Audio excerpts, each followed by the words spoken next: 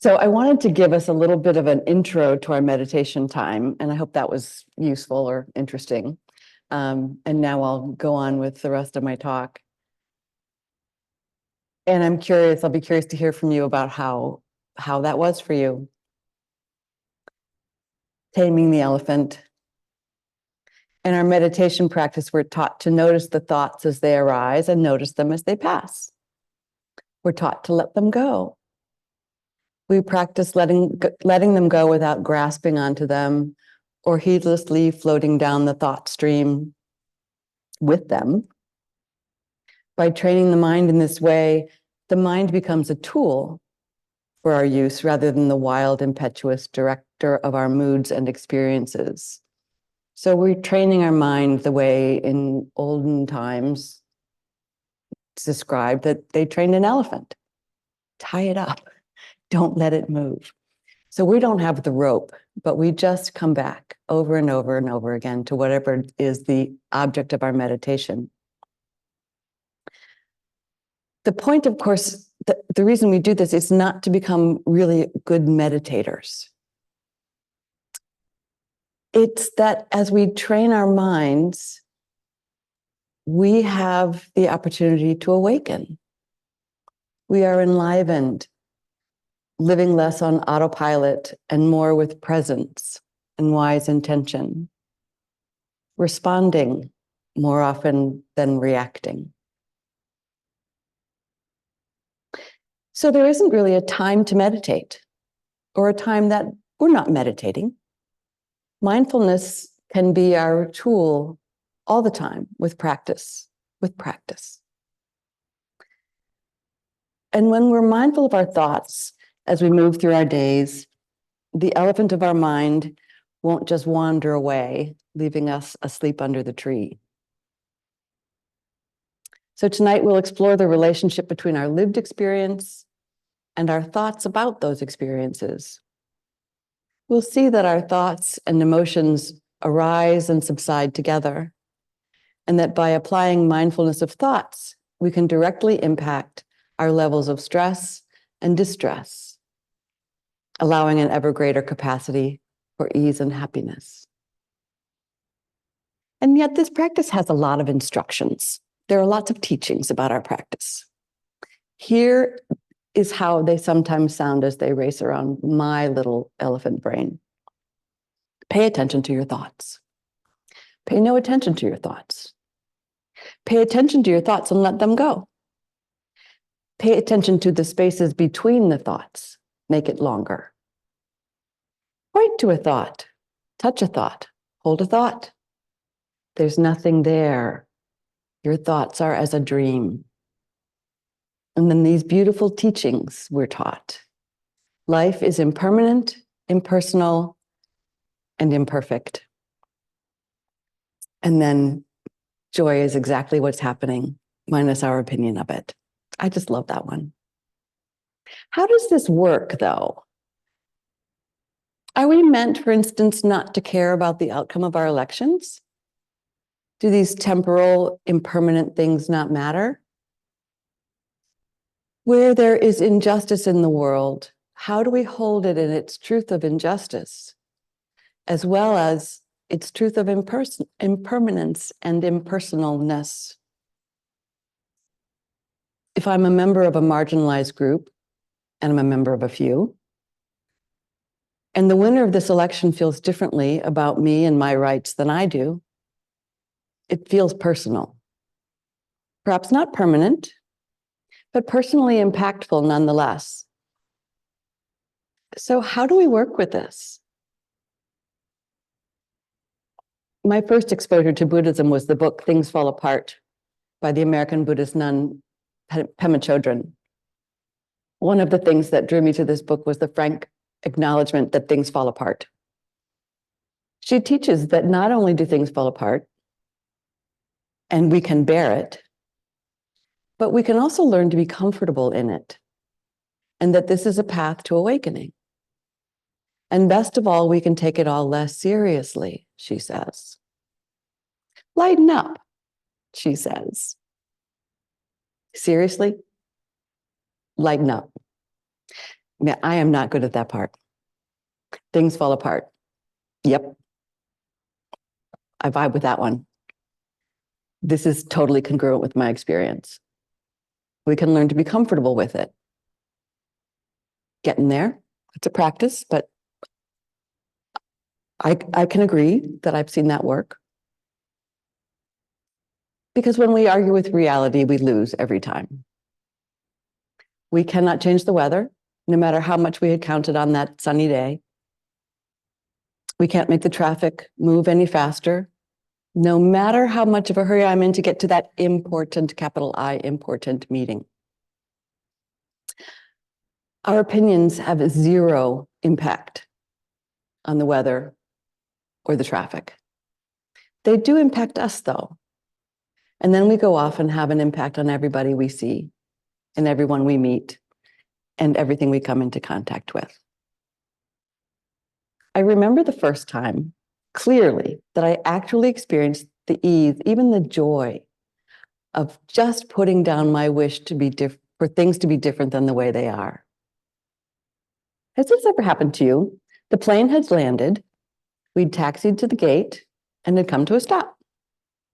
I was standing in the already crowded aisle, still hoping to make my next connection, when the captain announced, "We're experiencing a bit of delay with the jet bridge, folks.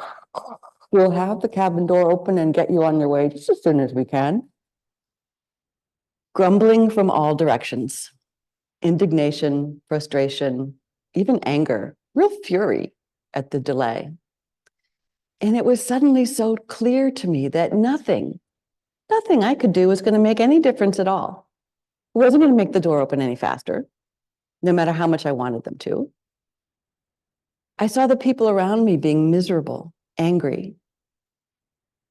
What came to me then was at some point, I would get off the plane. I would either make my connection or I wouldn't. If I did, swell. If I didn't make my flight, I would be joining lots of others and making other arrangements. Eventually, everything would work out, and I couldn't predict how. And I couldn't make it any faster by grumbling. The author of this next quote is in dispute. It's been attributed to from Oscar Wilde to John Lennon and many, many others. Everything will work out in the end. If it hasn't worked out, it isn't the end. So I learned that my indignation wouldn't change the outcome. It would serve to make me and others around me much less happy. And right there, standing in that hot, crowded aisle of the plane, that realization, honest to goodness, blossomed into joy, real joy. Standing there in the crowded aisle of the plane, completely releasing, for a minute at least, my habit of wanting things to be different than they were. The habit that my expectations should be met. It's just a habit. I can deal with habits. I used to bite my nails. I don't do that anymore. I can work with a habit. I have a habit that things should go my way. That's ridiculous.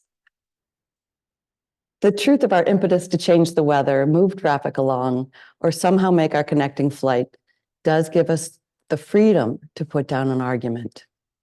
Putting down an argument is a gift of freedom. The truth really will set you free.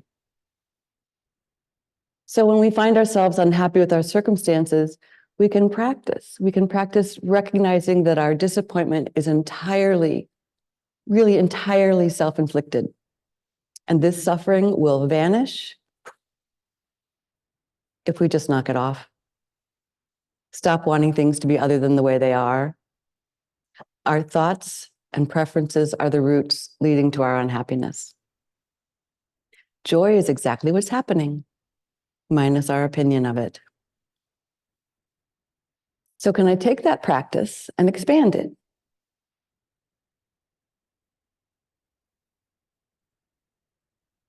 My taxes. I get an extension every year because I have this pesky little quirk that makes it impossible for me to do my taxes on time. I dread them. See my shoulders? I'm just talking about them. I start worrying about taxes sometime in January every year. My accountant emails me mid-March now because she knows this about me and says, should I just go ahead and file for that extension? Yes, please. I reply. And then I fret. The extension is for 6 months. Sometimes I remember that, sometimes I don't, but I fret about it. 6 months, so from April 15th till October 15th. I've started fretting in January and I finish pretty much October 15th because October 14th, guess what I'm doing? So for 6 months I fret, not counting the 3 months that happened before that, or 4 months that happened before. So a good chunk of the year, I'm fretting about my taxes. I'm trying to think of how I can say all the things that run through my head while I'm fretting. You should just do this. What's wrong with you? You should just do this. You're being ridiculous. You should just do this. What's wrong with you? You should just do this. You're going to be miserable until you just do this. What a waste of my mind space. I'm so bored with my own fretting. The same things over and over and over again. Wake up first thing. Just do it. Just do it. You have time today. Just do it. The extension deadline approaches. Fret faster. Fret harder. What's wrong with you? Your accountant must think you're daft. You are daft. Just do it. So what made me miserable? The taxes? My thoughts. Here are my thoughts. It's too hard. It isn't. My accountant thinks I'm ridiculous. She might, and I do too. But I am working on showing myself a little compassion. But I don't want to, I say to myself. I don't want to do them, ever. Anything else I do will be more fun. But in fact, everything else I do will be more fun if I get this done first. In fact, I'm renaming the to-do list. It is now and forevermore to be known as the do it or dread it list. So all of this is to bring us around to talking about the stress in your lives, in all of our lives. Are there people, places, situations, dates, perhaps, that invite you to fret, fret, fret? Let's take a moment for a thought experiment. Settling in with closing your eyes if you'd like, or just lowering your gaze. In your mind's eye, picture just where you are right now. In your Sangha, whether in person or on Zoom, inviting the body to relax, noticing this body breathing, bringing attention to the breath and to the physical sensations arising in the body. How is it in the body just now?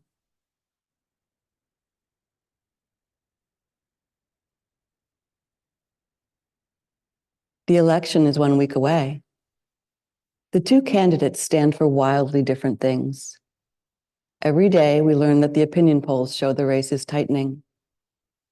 Next Tuesday evening, polls close at 7 p.m. A week from now, polls will be closed. Sometime next week, we'll probably know the results of this election.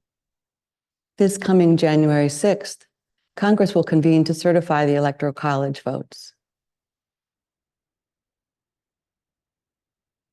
What thoughts arise?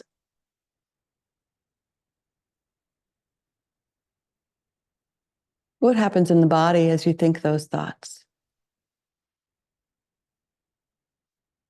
What emotions arise with those thoughts?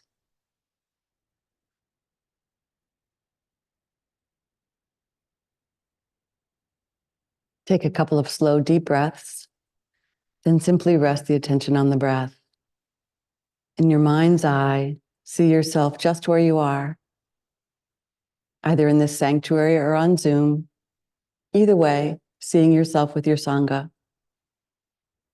Notice the sensations of this body sitting right here, right now. Sitting, breathing.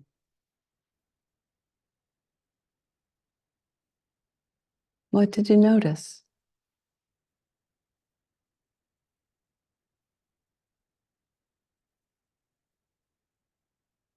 According to research, the average person has approximately 60,000 thoughts per day. 75% of those thoughts are negative, and 95% of them are repetitive. Right. So what thoughts are repeating in your brain today? What 45,000 negative thoughts are you subject to today? You thought 42,750 of those yesterday. And you probably thought most of those the day before, too. Wow, talk about suffering. Does it ever just feel like too much? This life is so confusing to me sometimes. Honestly, there's sometimes I just feel swamped, overwhelmed by situations, circumstances, concepts, and ideas. So swamped and confused that I fail to even recognize the thoughts driving my feelings of unhappiness, my feelings of overwhelm, my feelings of confusion. If I want to let go of my self-inflicted unhappiness, I need to be mindful of my thoughts, even the ones that don't quite surface all the way to full awareness.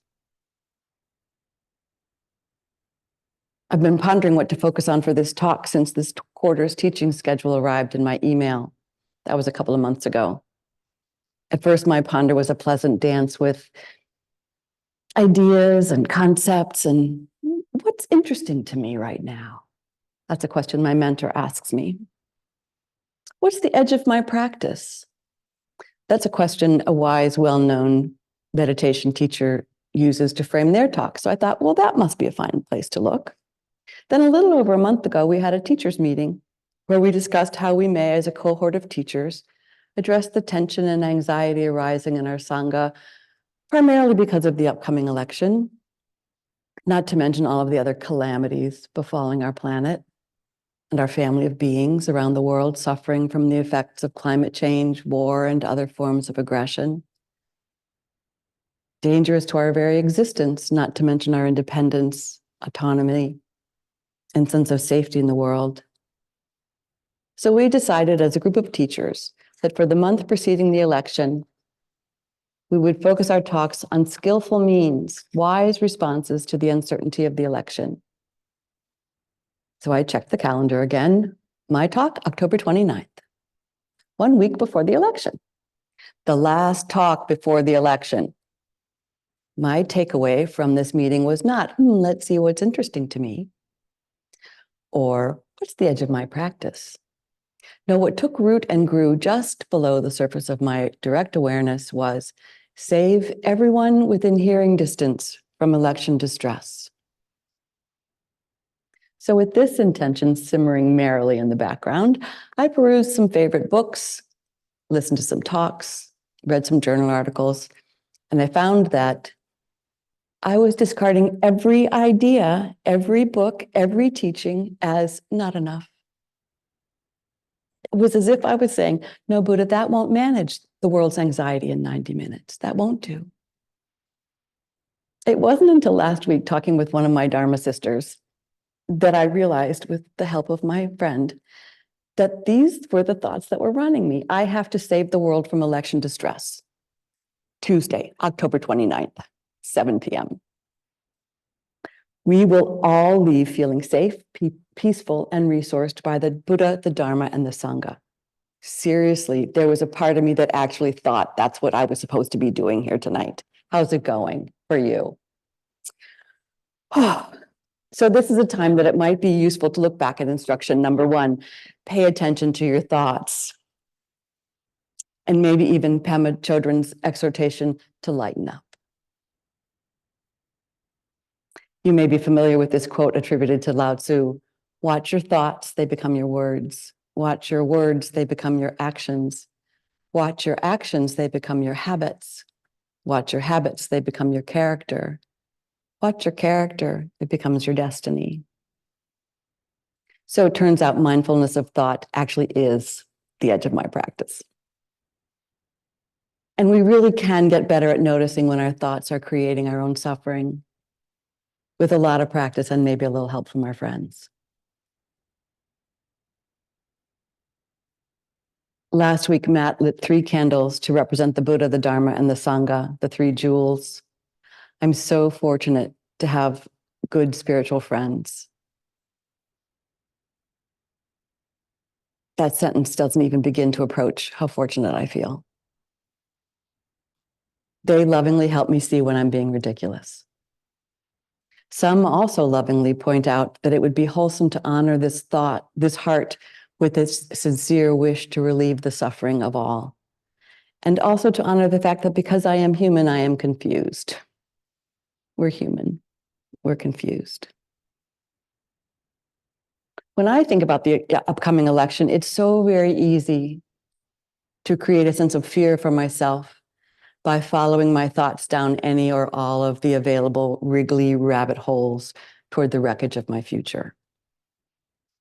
I inevitably wind up in a very unpleasant universe. I don't think I'm alone in this. I believe I share this experience with every single person who cares deeply about this election, no matter who we're planning to vote for. Fear. We've all got it. It serves to protect us against things that threaten our well-being, except, of course, when fear is the thing that's affecting our well-being. It's very useful to have fear inform our response to an immediate threat. But let's take a moment. When was the last time you experienced fear from an immediate threat? Maybe the last time you slammed on your brakes in the car to avoid hitting an animal or another car. Now this one. When was the last time you felt fear in response to a thought? I'm just guessing it was more recently than the other one, and maybe more frequently. We're all afraid. What if he? What if she? We work so hard at predicting the future, or as my mom called it, catastrophizing. It's a very useful thing having a brain that's interested in predicting the future. Our brains are trying to save our lives. Notice the sea anemone in the tide pool that closes when we reach to touch it with our finger. The twitchy squirrel becomes silent and still when the hawk alert is sounded by the crow. Fear can be useful. We've got meteorologists telling us about hurricanes days before they make landfall. Other useful brains have figured out which rivers will rise, where the storm surge will go, and when we should pack our bags and leave. Very useful. When we're driving, we're constantly making predictions and maneuvering to keep ourselves and others safe. Those brake lights, that car swerving, that kid on the bike, very useful. If fill in the blank wins, not so useful. Insomnia inducing, in fact. Joy is exactly what's happening minus our opinion of it. What exactly is happening? One of the most useful practices I have found is to ask that question when I find myself worrying. What exactly is happening? Well, right now I'm sitting here with a bunch of really nice people in a really nice place. Pema Chodron says we all need to be reminded and encouraged to relax with whatever arises and bring whatever we encounter to the path. And here's the promise. With practice, lots and lots of practice, our efforts can resolve into ease. That self/other divide can be resolved into wholeness. And ideas about our experience resolve into direct experience.